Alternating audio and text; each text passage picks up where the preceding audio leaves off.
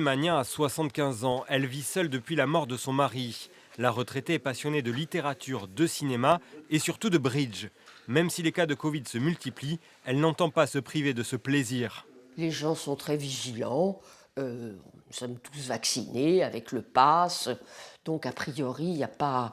Bon, je ne suis pas anxieuse d'aller là-bas. C'est plutôt un grand plaisir. Nous sommes 11 tables complètes, d'accord, et nous ferons 9 tours. Ce jour-là, la septuagénaire participe à une compétition.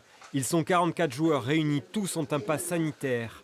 Pour Martine Magnin et les autres, l'épidémie est oubliée. C'est le plaisir de jouer, le plaisir de jeu qui est passionnant. Voilà, puis de l'ambiance générale. Moi j'aime bien. Les tripots, j'adore. Les joueurs s'amusent, mais le président s'inquiète de la recrudescence du virus.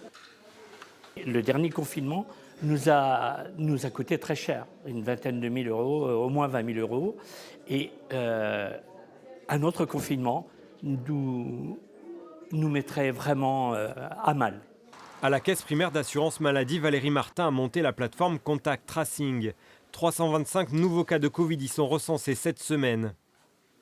Depuis la semaine dernière, on a plus 17% de patients positifs qui sont rentrés dans nos bases. On a observé qu'il y a eu quelques clusters dans des clubs d'anciens, des clubs de l'amitié, des thés dansants.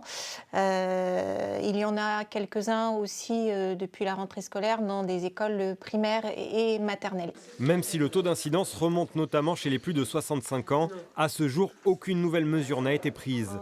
Au bridge, le masque, c'est uniquement pour ceux qui le veulent.